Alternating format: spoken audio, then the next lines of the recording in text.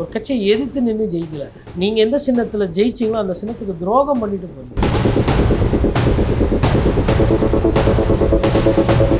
ஒரு கட்சியில் ஜெயிச்சா அந்த கட்சி எம்எல்ஏ அவரை வந்து நீங்கள் பேசி கீசி கம் விட்டு பூமர் மாதிரி கூப்பிட்டு வந்துடுறீங்க. இந்த பக்கம் கண்ணாடி மாதிரி அரசியல்.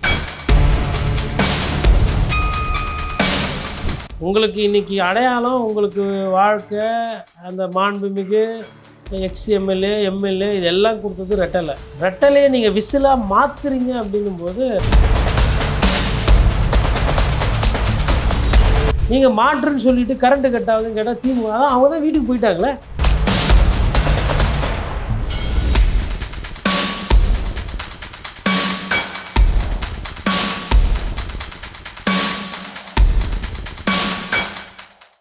வணக்கம் நேயர்களே, நான் உங்கள் கார்த்திக். நம்முடைய சிறப்பு நேர்காணலில் மூத்த பத்திரிகையாளர் கோட்டீஸ்வரன் இணைந்திருக்கிறார். அவரிடம் விரிவாக பேசலாம். வணக்கம் சார். வணக்கம். நேயர்களுக்கு அன்பு வணக்கம். எடப்பாடி பழனிசாமி எதிராக வேலுமணி சிவி சண்முகம் உள்ள ஒரு பெரிய குரூப் கலகம் பண்ணாங்க. ஆனால் அதில் இப்போ மறுபடி வேலுமணி தலைமையில் எல்லாருமே மறுபடியும் வந்து எடப்பாடிட்ட மன்னிப்பு கேட்டு சரண்டர் ஆயிட்டாங்க. இன்னொரு பக்கம் சிவி சண்முகமும் விஜயபாஸ்கரும் கொஞ்சம் முரண்படுக்கிறதா செய்திகள் வருது. என்ன நடக்குது ஏடிஎம்கேக்குள்ள? அது புஷ்பா ஸ்டைல். புஷ்பா அதில் பார்த்தா வந்து மௌவாதிகளில் நம்முடைய போய் சொல்லு மாங்கிடல அப்படின்வாங்கல்ல. அது ஏன்னா புஷ்பா அரசியல் தானே நடக்குது. சோப்பா அரசியல் எல்லாத்தையும் புஷ்பா என்ன பண்ணுவார்? சோப்பா அனுப்புவார். அதனால் எல்லாம் முரண். யார் எதுக்கு முரண்படுங்களா? ஆனால் அந்த விஷயத்தில் வந்து வேலுமணி உண்மையிலே கொஞ்சம் அழகாக காய் நவுத்திட்டு பஞ்சாயத்தை முடிச்சிட்டாரு வேலுமணி. ஆமாம், தாய் குழந்தைக்குள்ளே சண்டை தான் நடக்கும். எஸ்பி வேலுமணி அங்கே போகும்போது கட்சிக்காரர்கள்லாம் ஒரு சிலர் வந்து கொஞ்சம் கோஷம்லாம் போட்டாங்க. ஹேண்டில் பண்ணிட்டார். ஐ திங்க் தங்கமணி போய் பார்க்குறாரு, வேலுமணி போய் பார்க்குறாங்க அப்படின்போது நீங்கள்லாம் ஒன்றா சேர்ந்து தான் இருந்தீங்க. சின்ன சின்ன கருத்து வேறுபாடு யாருக்கு தான் இருக்காது. அது இவங்க வந்து இந்த சைடு சேர்ந்துட்டாங்கன்னா பிரச்சனை கிடையாது. இல்லை அப்படின்னா அந்த 2 தேர்தலில் இடைத்தேர்தலாக மாறும். இல்லை அப்படி மீறி போனாலும் வந்து மேபி நீங்கள் நல்லா இருப்பீங்க.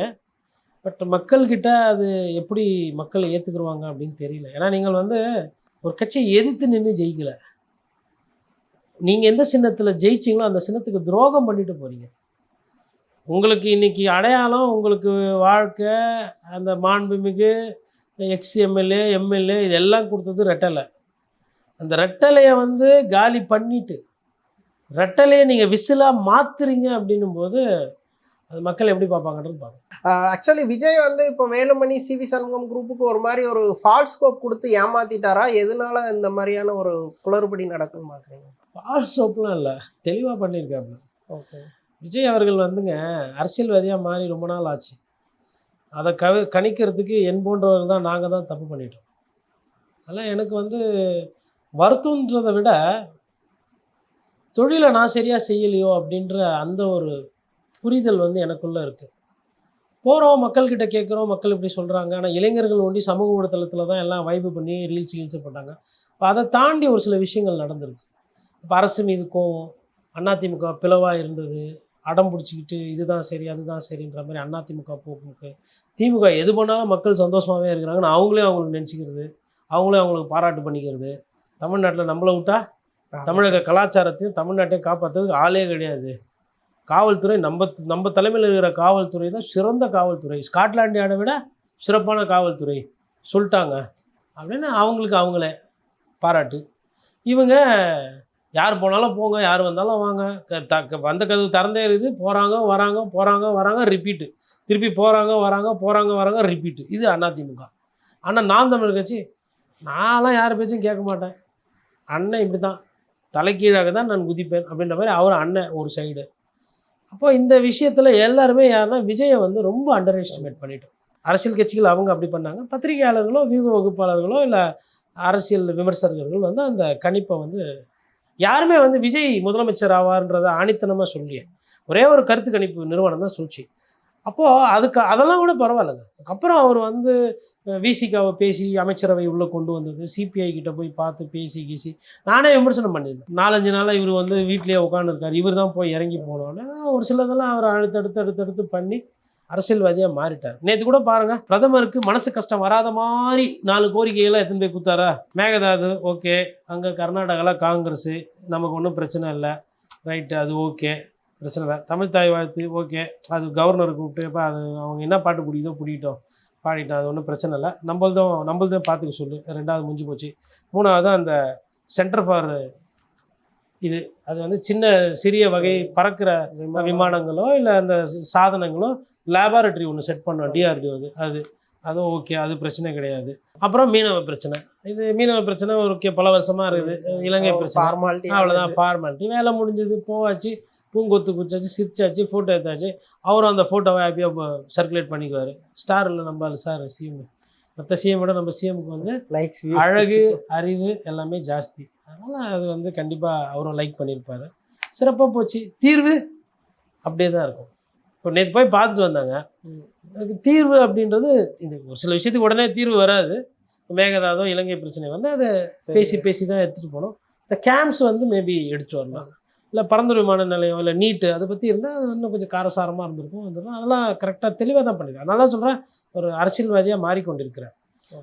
அப்போ இனிமேல்ட்டு வந்து அவர் இப்போ தேவைப்பட்டால் இன்னும் 2 பேரை கூட அதிமுகலேருந்து எம்எல்ஏ தூக்குவார். எடப்பாடி பழனிசாமி கொஞ்சம் உஷாராக இருக்கும். அதிமுகலேருந்து வெளியே வர்ற எம்எல்ஏக்கெல்லாம் டெம்ப்ளேட்டாக ஒரு டைலாக் சொல்கிறாங்க.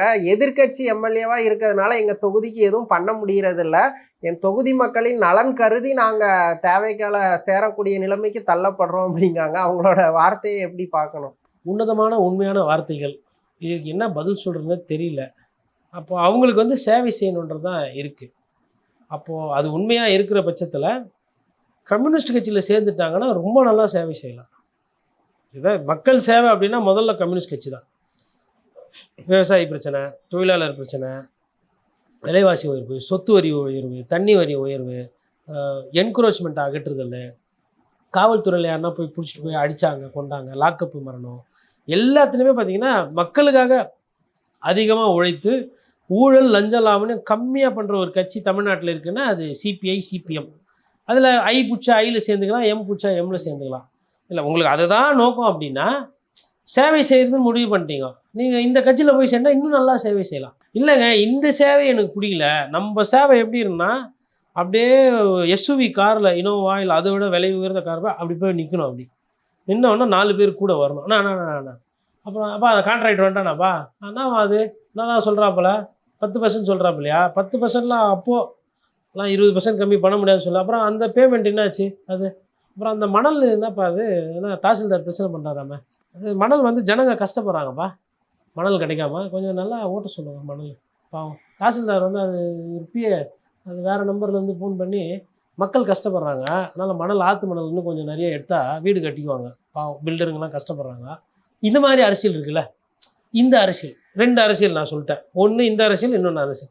இதில் எந்த அரசியல் அவங்களுக்கு பிடிக்குதோ அந்த அரசியல் அவங்க பண்ணிக்குவாங்க. விஜய்க்கு தேவையான பெரும்பான்மை இருக்குது. திமுகவோ அதிமுகவோ விஜய் ஆட்சியை கவுக்கிறக்கூடிய எண்ணத்தில் இல்லை. அப்படி இருக்கும்போது எதனால ஏடிஎம்கேவை உடைக்கிறதுல அவர் அவ்வளோ குறியாக இருக்காரு? எதுவும் பர்சனல் வந்து இல்லை, இவர் இதை சொல்லி இதை பண்ணலாம்ல, அவங்க சேர்ந்துருவாங்கன்னு சொல்லி உடைக்கலாம்ல. வெறுமனே உடைச்சா இன்னும் ரொம்ப மோசமாக இருக்கும், அப்பட்டமாக தெரிஞ்சிடும் இல்லையா? அதனால் அவங்க சேர்ந்துருவாங்க. பார்த்தீர்களா எங்களை உடைக்க பார்த்தார்கள் சொல்லிட்டு பேசினே இருக்கிறதால இங்கேருந்து 2 செங்கல் எடுத்துக்கிறது. பார்த்தீர்களா எங்களை உடைக்க போனால் இன்னும் 2 செங்கல் உருவாது. இதுதான் நடக்குது. ஏன்னா நமக்கு சொந்தமாக இல்லை. அதனால் என்ன பண்ணிங்கன்னா, பார்த்தீர்களா எங்களுக்கு உண்டான கஷ்டத்தை பார்த்தீங்கன்னா திமுகவும் அந்த ஒரு பத்திரிகையாளர் சந்திப்பு ரொம்ப ஃபேமஸ்ஸு. இவர்களும் அவர்களும் அப்படி பேசி கொண்டனர், கண் ஜாடையில் பேசி கொண்டன மாதிரி ஒரு பழைய அவங்களோட ஒரு ப்ரெஸ் மீட்டு. மேயர் சசிகலாவே மிஞ்சி விட்டார் திரு ஜோசப் விஜய் அவர்கள். சசிகலா அவர்கள்கிட்ட வந்து நிறைய நேரத்தில்ங்க நான் வந்து அவங்கக்கிட்ட பார்த்துருக்கேன், குறைந்தபட்ச நேர்மைகள் வந்து ஒரு சில நேரத்தில் அந்த மாதிரி கண்டுபிடிப்பாங்க. அதாவது அவங்க மீது விமர்சனம் இருக்குது, நானே விமர்சனம்லாம் வச்சுருக்கிறேன். ஆனால் குறைந்தபட்ச ஒரு நேர்மை, பிலோ த பெல்ட்டு அவங்க போனது கிடையாது. நான் இவர் வந்து ஐயா அன்புமணி ராமதாஸ் ஓப்பனாகவே பேசுகிறேன், இது ஃப்ராடு வேலைன்ற, இது சீட்டிங். இது அவர் பொது வேட்பாளர் நிறுத்தக்கூடிய சூழல் வந்துருங்கிற அளவுக்கு கடுமை இல்லை. அப்படி ஒரு வேளை அவர் சொன்னதை வந்து கொஞ்சம் எல்லா கட்சிகளுமே கொஞ்சம் கூர்ந்து கவனிக்கணும்.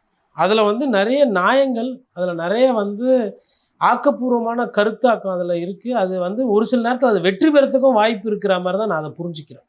ஆனால் இப்போ டிவிகே சைடில் வைக்க வாதம் உண்மையாயிரும்ல, அப்போ ஏடிஎம்கே டிஎம்கே ஒன்று சேர்ந்துட்டு அப்படிங்கிற வாதம் உண்மையாயிரும்ல. வாதம் உண்மையாகுதா இல்லை குதிரை பேரம் உண்மையாகுதா?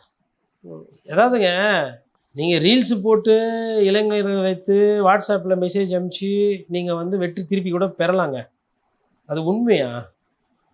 நீங்கள் சொல்கிறீங்க கரண்ட்டு கட்டுக்கு காரணம் திமுக கவர்மெண்ட் ஸ்டாஃபுங்க நிறைய பேர் இருக்கிறாங்கன்ட்டு, அதனால தான் கரண்ட்டு கட் ஆகுது.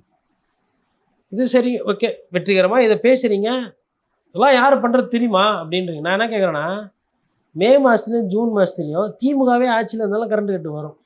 அதான் யதார்த்தம். நேர்மையை எதிர்கொள்கிறோமாங்கிறது. நேர்மையை எதிர்கொள்ளாமல் ஏன் திசை திருப்புறீங்க, மடைமாற்றம் ஏன் பண்ணுறீங்க? நீங்கள் மாற்றுன்னு சொல்லிட்டு கரண்ட்டு கட் ஆகுதுன்னு கேட்டால் திமுக அதான் அவங்க தான் வீட்டுக்கு போயிட்டாங்களே. திமுக ஆட்சி நிறைய வாட்டி போனதுக்கு காரணமே கரண்ட்டு கட்டு. அந்த பயனை பெற்றது அதிமுக. நீங்கள் இன்றைக்கி குறுக்க வந்ததுனால அதிமுக அந்த பயனை பெற முடியல. இப்போ நீங்கள் தான் அங்கே ஆட்சியில் இருக்கிறீங்க, நீங்கள் தான் அதுக்கு ஒரு தீர்வு கொடுக்கணும். எவ்வளோ மெகாவாட்டு உற்பத்தி, எவ்வளோ மெகாவாட்டு நம்மளால் எக்ஸ்ட்ராவாக பண்ண முடியும், எவ்வளோ மக்கள்கிட்ட எதை குறைக்க முடியும், என்ன பண்ண முடியும், ஒரு பார்வை, ஒரு விஷன் எதனா இருக்கா? இல்லை, சிம்பிளாக திமுக தான் காரணம்.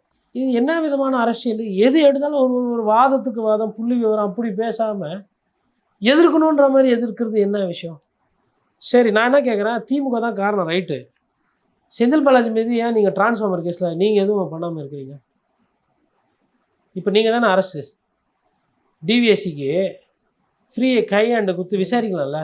நீங்கள் யார் எத்தனை டிவிஎஸ்சிக்கு டைரக்டராக போட்டிருக்கீங்க? நீங்கள் திட்டுன, நீங்கள் விமர்சனம் பண்ண, நீங்கள் மோசமான அதிகாரின்னு சொல்லப்பட்ட அருணை தூக்கினது நீங்கள் போட்டிருக்கீங்க. அப்போ உங்களோட நிலைப்பாடு என்ன? என்ன சொல்ல வரீங்க? என்ன செஞ்சிட்டு இருக்கு? ஒரு ஒரு ஒரு நியாயம், ஒரு சொன்னது. அப்போ அவர் நல்ல அதிகாரியா? லஞ்ச ஒழிப்பு துறைன்றது நாட்டில் லஞ்சத்தை ஒழிக்கிற துறை. அந்த துறைக்கு நீங்கள் குறை சொன்ன, நீங்கள் மோசமான ஆள் இவர் அப்படின்னு நீங்கள் அடையாளம் காட்டப்பட்ட ஆளை தூக்கிட்டு நீங்கள் அதிகாரியாக போகிறீங்கன்னா அப்போ நீங்கள் யார்? என்ன பண்ணுறீங்க? பேசுறது ஒன்றா இருக்குது, செய்கிறது ஒன்றா இருக்குது. அருவருப்பா இல்லையா அந்த அரசியல்? ஒரு கட்சியில் ஜெயிச்சா அந்த கட்சி எம்எல்ஏ அது, அவரை நீங்கள் பேசி கீசி கம் விட்டு பூமர் மாதிரி கூட்டின்னு வந்துடுறீங்க இந்த பக்கம். அப்புறம் அவர் என்னை நீங்கள் தான் காப்பாற்ற வேண்டும். என்ன இப்போ என்ன குண்டாஸ் ஆக்டா போட்டாங்க உங்கள் மேலே, அவர் என்ன காப்பாற்றணும்? முதலமைச்சர் எதுக்கு காப்பாற்றுறோம்? முதலமைச்சர் வேலை என்ன எல்லா எம்எல்ஏவை காப்பாற்றுறதா? அதுவும் எதிர்கட்சியிலேருந்து வர எம்எல்ஏவை காப்பாற்றுறது. முதலமைச்சர் நாட்டு மக்களுக்கு போதிய சட்டம் ஒழுங்கு இருந்து எல்லாரும் பாதுகாக்கணும். தனியாக உங்களுக்கெல்லாம் சட்டம் போட முடியாது. குதிரை பேரம் நடந்துருக்குது, இல்லை நீங்கள் தாவனது கட்சி தடை தாவல் சட்டத்துக்கு முன்னாடி வருதுன்னா கோர்ட்டு பார்த்துக்கோ. முதலமைச்சர்லாம் காப்பாற்ற முடியாது. நீதிமன்றத்துக்கு முன்னாடி போய் நீங்கள் சொல்கிறதுல தரவுகள் இருக்குது, ஏதோ ஒன்று உண்மைகள் இருக்குன்னா தப்பிச்சிங்க, இல்லைன்னா சட்டம் தன் கடமையை செய்யும். இதெல்லாம் முதலமைச்சர் காப்பாற்றணும். என்ன சொல்ல வரீங்க? உங்கள் இஷ்டத்துக்கு நீங்கள் போவீங்க, மாறுவீங்க, ஆனால் முதலமைச்சர் காப்பாற்றணும். கரண்ட்டு போகும், அது திமுக காரங்க. வழக்கமாக இந்த தண்ணீர் பந்தல் நடக்கும், தண்ணீர் பந்தல் வைப்பாங்க இந்த கோடை காலத்தில். இந்த தர்பீஸு, வாட்ரு பாக்கெட்டு, ரஸ்னா, மோர் எல்லாம் கொடுப்பாங்க, லசி எல்லாம். திமுக அதிமுக செய்யவே இல்லை. இந்த வாட்டி லூஸ் விட்டாங்க. என்ன மனசு போச்சு, வெறுத்துட்டாங்க. ஆக்சுவலி இப்போ நான் கெட்டவையா, நான் ஊழல் பண்ண, லஞ்சம் பண்ணேன், ஆனால் ஏதோ ஒன்று பண்ணேன். இப்போ நிறைய பேர் போயிட்டு இந்த கோயிலுக்கு கூழ் ஊற்றணும், இல்லை கோயிலுக்கு திருவிழா எடுக்கணும், கோயிலுக்கு அதை பண்ணோம் இதை பண்ணோன்னு சொல்லிட்டு போய் வசூல் பண்ணுவாங்களா. அவங்களாம் இதுமாதிரி திருப்பி மட்டும் கோயிலுக்கு ஃபங்க்ஷன் வருது அப்படின்லாம் போனால் வழக்கமாக அவங்க இப்படி ஒரு கும்பிடு வைப்பாங்கல்ல, ஓட்டு கேட்கும்போது இப்படி ஒரு கும்பிடு வைக்கிறாங்களாம். இப்போ ஆளை விட்டுருங்க, ஆளை விடுப்பா சாமி, ஆல்ரெடி செலவு பண்ணி தேர்தலில் கடன்காரன் ஆகிட்டேன், இப்போ இருக்கிற நிலைமையில நம்ம எதுவும் பண்ண முடியாது அப்படின்னு பெரிய கும்பிடாக வைக்கிறாங்களாம். என்னடா நம்ம மாவட்டம் இப்படியெல்லாம் வணக்கம் வச்சு நம்ம பார்த்ததே இல்லையே. இவர் எப்பயுமே தோரணையாக சிரிச்ச முகத்தில் இல்லைப்பா அவ்வளோ முடியாதுப்பா அப்படின்னு தான் சொல்லுவார். இவர் வைக்கிற வணக்கம் பார்த்தா திருப்பி இந்த பக்கமே வராத அப்படின்ற மாதிரி. இந்த நிகழ்ச்சி அமைப்பாளர்லாம் இருப்பாங்களே, இந்த ஊருக்கு 4 பேர் பெரியவங்க, அவங்களுக்கும் சேவை செய்யணுன்ற அந்த மனப்பான்மை இருக்கும். தலையை சொல்லி திருப்பி வராங்க. ஏடா இது இப்படி ஆகி போச்சு. அப்புறம் இன்னும் ஒரு சிலர் என்ன பண்ணுறாங்களா, இந்த எந்த ஊர்லேருந்து ஏதோ உதவி கேட்குறாங்களா, அப்போ நம்ம பக்கத்தில் இருக்கிற கூப்பிட்டு அவங்க பூத்து நம்பர் என்னது, அது 202 எவ்வளோ ஓட்டு, அது நமக்கு எவ்வளோப்பா ஓட்டு போட்டாங்கங்க மக்கள், அது 900 நமக்கு 175 அப்படியா, சரிப்பாப்பா 600 ஓட்டு 700 ஓட்டு போட்டவங்கலாம் இருக்கிறாங்க. அவங்களுக்கு என்ன செய்கிற மனநிலை இருக்கிற 170 ஓட்டு 190 ஓட்டு தான் போட்டுறாங்க உங்கள் பூத்தில். சோகத்தில் இருக்கிறேன். நான் இதுலேருந்து ஏஞ்சி வரதுக்கு எவ்வளோ நாள் ஆகும், எவ்வளோ மாதம் ஆகும்னு தெரில. 2 வருஷம் கழிச்சு பார்த்துக்கலாம்ப்பா, போயிட்டு வாப்பா, வந்தது எதுனா டீ சாப்பிட்றியாப்பா அப்படின்னு சொல்லி அவங்கள பேசி கீசி அனுப்பிச்சி விட்டோம். ஒரு சிலர் இப்படி, இதில் எல்லாம் எந்த இதுவும் இல்லை. கண்ணாடி மாதிரி அரசியல். நீ என்ன கொடுக்குறே அதுதான் உங்கள் மேலே தப்பு இருந்தது, எம்எல்ஏவாக இருந்தப்போ ஒவ்வொரு ஆட்டம் ஜனங்க மாற்றிட்டாங்க. ஜனங்களுக்கு நான் செய்கிறேன்னு குறுகளை கொஞ்சம் பேர் நன்கொடை, அந்த கொடை இந்த கொடைன்னு, எப்பா ரொம்ப நிறைய நன்கொடை கொடுத்துட்டேன், 2000 3000 கொடுத்தேன், மொத்தமாக போயிடுச்சு. இனிமேல் அந்த பேச்சே எனக்கு என்னென்னா இந்த நிலைப்பாடு எடுக்கிறாங்க இல்லைங்களா அரசியல்வாதி, அது எனக்கு பிடிச்சிருக்கு. இனிமேல் காசு கொடுக்க மாட்டேன், காசு கொடுக்காதீங்க இனிமேல், யாருக்கும் காசு கொடுத்து ஜெயிக்க வேண்டாம். எங்கே போய் நிற்கும் நாளைக்கு? அப்புறம் பெரிய பெரிய பணக்காரங்க வருவாங்க, 10,000 ரூபாய் கொடுப்பாங்க ஓட்டுக்கு, அவங்க ஜெயிச்சுன்னு போவாங்க. அரசியலாக இது? அரசியல் வந்து ஒரு சர்வீஸ், கார்ப்பரேட் இல்லை. கார்ப்பரேட் வேறு, சர்வீஸ் வேறு, ரெண்டுத்துக்கும் கன்ஃபியூஸ் ஆகிட்டு எதனா கார்ப்பரேட்லேருந்து வந்தால் வாங்கோ என்ன பண்ணுறீங்கோ, லாட்ரி வியாபாரம் அருமையான வாங்கோ, நீங்கள் என்ன ரியல் எஸ்டேட் வாங்கோ, நீங்கள் என்ன டிஸ்டிலரி, அது வந்து ஸ்பிரிட்டுன்னு சொல்லுவாங்க. அதாவது சாராயத்துக்கு தேவையான பொருள் சொன்னால் அசிங்கமாக இருக்கும், அதனால் ஸ்பிரிட்டு. நீங்கள் என்ன ஸ்பிரிட்டு டிஸ்டிலரி, சாராயத்துக்கு தேவையான விஷயத்தை கொடுக்குறது தானே இது. அப்புறம் கல்வியாளர், ஏன்னா எல்லாரும் படித்து பெரிய ஆள் ஆகணுன்ற ஒரே நோக்கம் தான். கல்வியாளரோட நோக்கம் என்ன? எல்லாரும் படித்து பெரிய ஆள் ஆகணும், அதுதான் நோக்கம். சரிங்க, அப்போ கேபிடேஷன் ஃபீ எதுக்கு லட்சத்தில் வாங்குறீங்க? அது நீங்கள் பெரிய பணக்காரர் ஆக போகிறீங்கள, அதுக்கு நாங்கள் அட்வான்ஸ் வாங்குவோம். இந்த மாதிரி தான் போயிட்டு இருக்குது நாட்டினுடைய அரசியல். தமிழ்நாடு அரசியல் குறித்து பல விஷயங்களை விரிவாக பேசுனீங்க, ரொம்ப நன்றி. நன்றி.